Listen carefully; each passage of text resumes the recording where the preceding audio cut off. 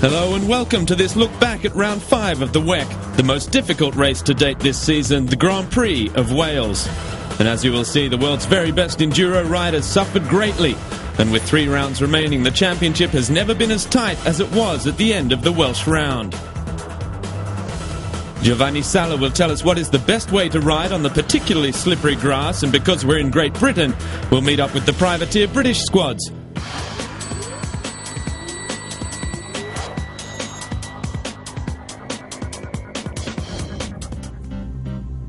After the last stop in Poland, the WEC made its way to the town of Llanidloes.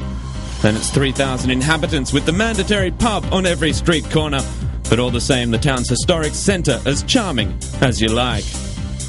Llanidloes is situated in the heart of Welsh sheep country. The town offers visitors an alternative form of tourism, slanted towards the region's cultures and the Welsh language. And as is tradition in the UK, Day's End is not complete without a trip to the pub for a pint. And here are the 17 to choose from.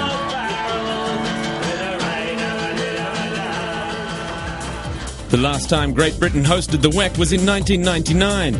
9 years on its a symbolic and historic return to the World Enduro Championship. With 126 riders at the start, some locals were out to test their skills against the WEC regulars. They all had an extremely technical 50-kilometre loop through the well-known Hafren forest to deal with. As you'll notice, this being the UK, the rain that fell all week long leading up to the competition didn't make things any easier.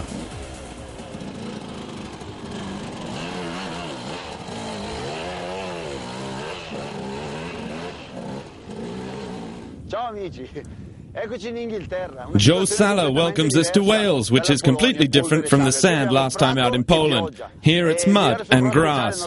Riding in these special stages is very complicated, and he'll now show us his technique.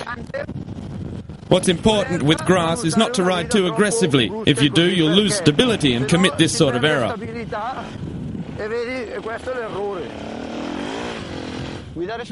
Riding on slippery terrain like this is the most complicated surface. You have to find the proper balance between your body and the bike, and each time you have to look for grip over the front wheel, then the rear. When in a corner, you have to put as much pressure as you can on the exterior foot peg. Keep the interior leg as free as possible. When on the brakes, the bike must remain as straight as possible to get maximum use from the front brake. However, under no circumstance do you use the brake when you lean the bike over. When you give it some gas, you have to take it easy so the rear wheel doesn't get away from you. Now you know the technique. The most experienced riders with this type of terrain will run up front, the British, the French, and I hope the Italians. Rain will be everyone's enemy because it could make life a lot more complicated on the technical portions of the liaisons. I've just completed the entire loop and I'm soaked. So ciao, we'll see you next time. Ciao, alla prossima!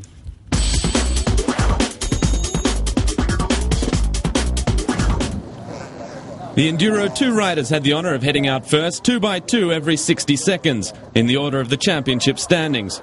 The last to leave, the number 60, set off nearly unnoticed, but just happens to be one of the sport's all-time greats, Britain's own, David Knight, who made the most of a break in the America Cross Country Championship to take part in the Welsh GP.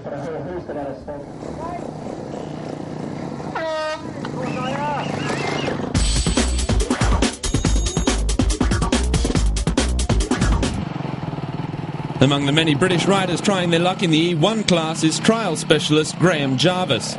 The Brit made the most of his technique, especially on the extreme, to finish an impressive 9th. Maurizio Micheluz is never comfortable when the conditions are this wet and slippery.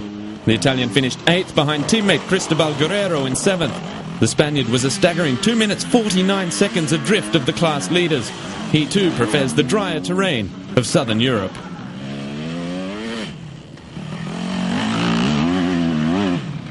After a home round best forgotten, Poland's Bartosz Oblucki was back on form in Wales, setting a competitive time in the Enduro test to finish 6th on the day.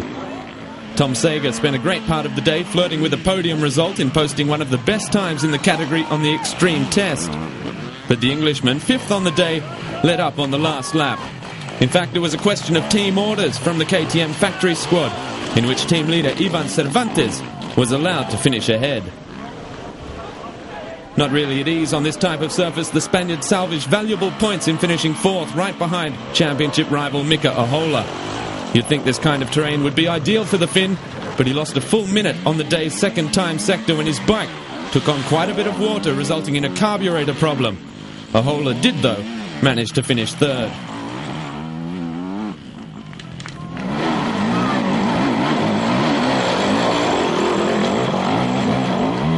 As Giovanni Sala said earlier, France and Italy are two of the fastest enduro nations. The relatively technical portions of the liaison sectors pose little problem, as they're fast on specials where there's little grip. Simone Albagoni was in a fight for the win with Marc Germain. Both made their share of mistakes, and they were dead even heading into the final lap. Germain took control of his fate in posting the best overall time of the day's last stage, a prairie of wet grass, a favourite among the French lads to take victory, 4.34 seconds ahead of the Italian Simone Albagoni.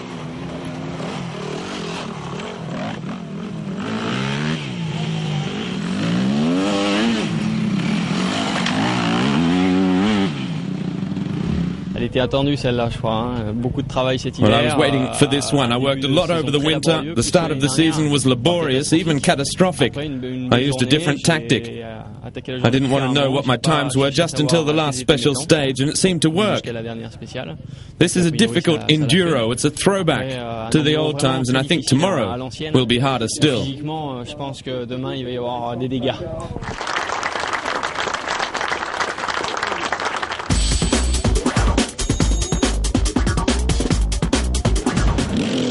Day one was also very demanding for the riders in the headline Enduro 2 category. A 2-minute penalty on a liaison sector was enough for France's Rodrigue Tin to drop out. Several riders indeed were hit with penalties, including veteran Alessandro Bellometti, who could do no better than 11th place. Before thinking about setting fast sector times, it's crucial to turn up on time on the liaisons, which 8th place Simo Kirsi and Jari Matala in 7th, 6th place Nicola Paganon and Huseberg's Joachim Ljunggren in 5th all managed to do.